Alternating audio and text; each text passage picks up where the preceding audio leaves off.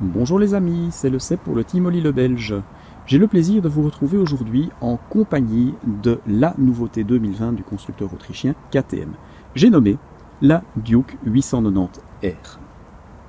La Duke 890R, eh bien il faut croire que pour son développement, les ingénieurs ont gardé à l'esprit un seul mot, le mot plus.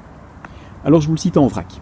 Plus de puissance, plus de couple, cote moteur plus généreuse,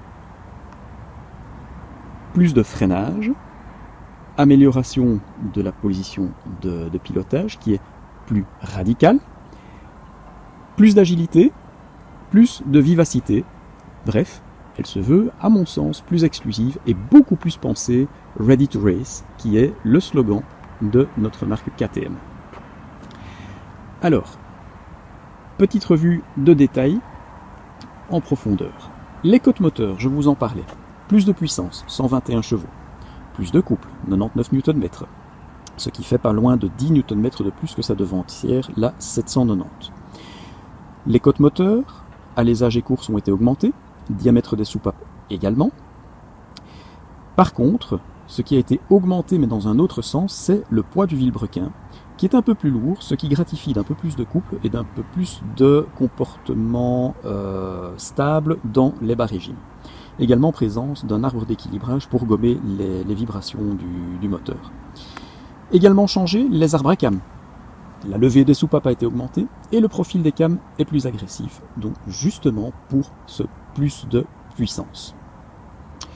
Le remplissage du moteur a lui aussi été amélioré, tant en gavage d'air que en injection de carburant. En effet, les brides d'injection qui sont juste ici à l'arrière du moteur ont été légèrement raccourcis, donc en fait on a l'essence qui arrive plus vite et plus précisément dans les cylindres.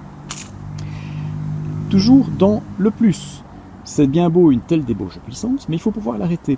Eh bien, mission accomplie. Système double disque à l'avant Brembo, avec des frettes en aluminium qui ont été allégées, ce qui permet d'alléger le poids non suspendu et donc la vivacité de la moto. Ces étriers de 320 sont pincés par des...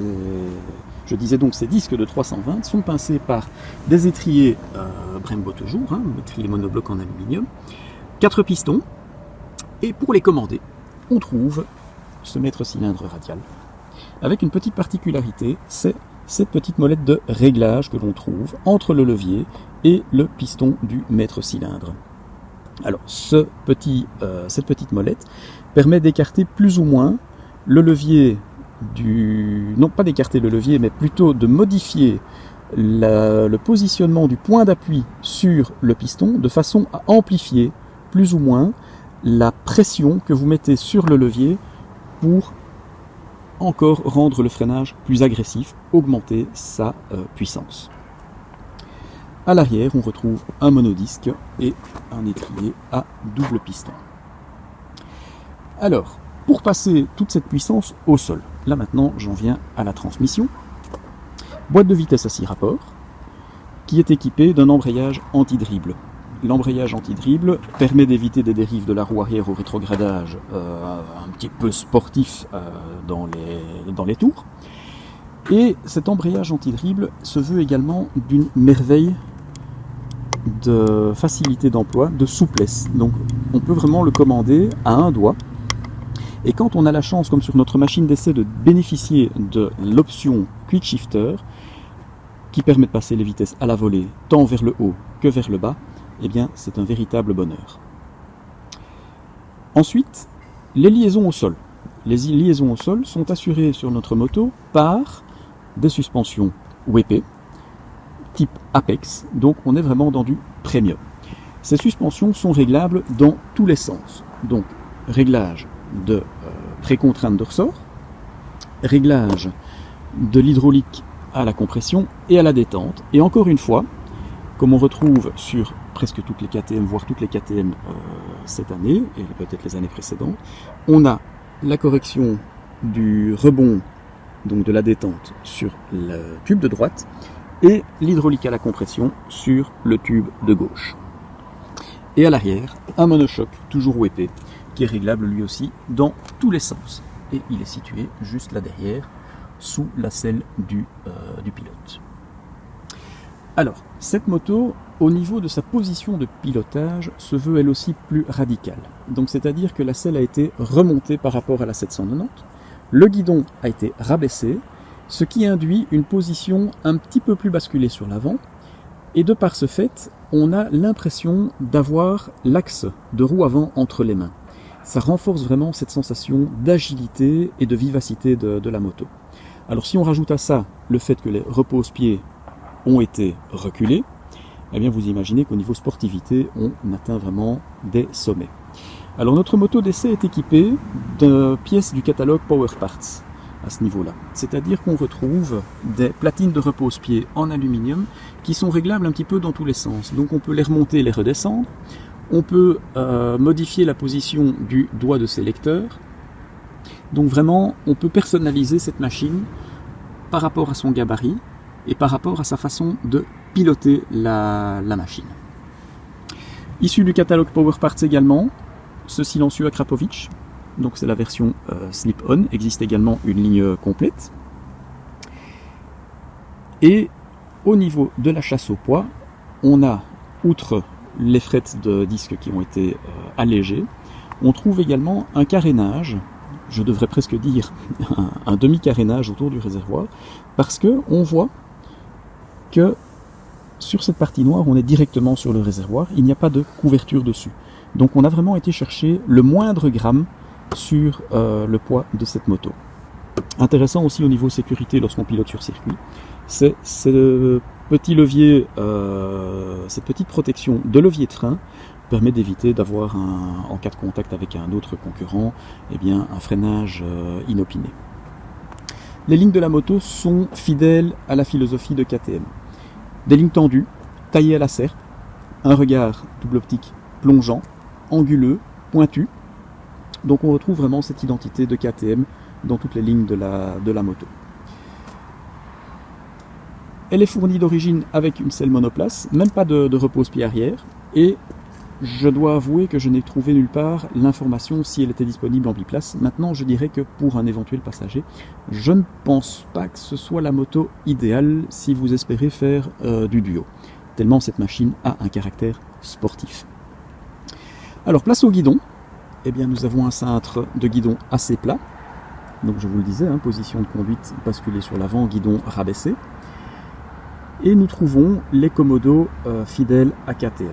Donc, sur la gauche, nous avons la commande de klaxon, la commande de clignotant, et juste au-dessus, le pad avec les 4 fonctions qui nous permettent de voyager dans les menus. Les menus que nous retrouvons de façon traditionnelle sur le tableau de bord. Très peu de changements du design de l'interface, à savoir, nous avons indicateur de rapport engagé en haut à gauche, le contour sous forme de barre graphe qui part de l'inférieur gauche jusqu'au supérieur droit, dans ce bel arc de cercle, compteur de vitesse en plein milieu, jauge carburant et jauge de température sur la droite, et les quelques informations comme l'horloge, température ambiante, le kilométrage et l'autonomie sur le bas. Ce cadran est encerclé par sa batterie de voyants à gauche et à droite, donc vous avez une petite vue ici sur l'ensemble.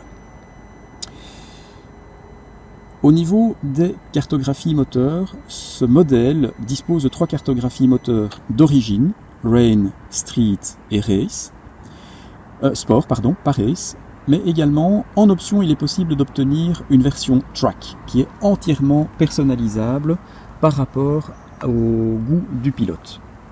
Alors ces cartographies moteurs sont intervenantes sur la puissance délivrée. Naturellement, au plus on va aller vers le mode sportif, eh bien, au plus fortement sera délivrée la puissance et au plus limitées seront les assistances électroniques comme le traction control. Il est également possible de paramétrer l'ABS en mode road ou en mode piste.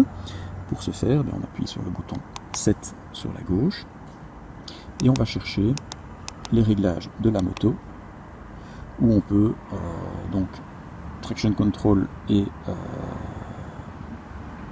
le MSR, le mode ABS, le quick shift qu'on peut allumer ou éteindre et le shift light, la lumière de changement de rapport que l'on peut paramétrer également au niveau du régime et qu'on peut activer ou désactiver.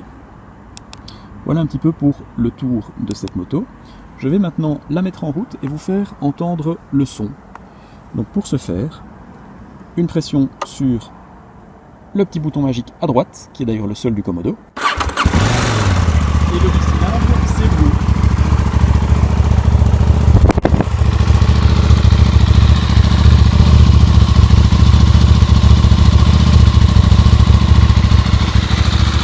Voilà, je trouve, excusez-moi pour le noir, je trouve qu'on l'entend bien.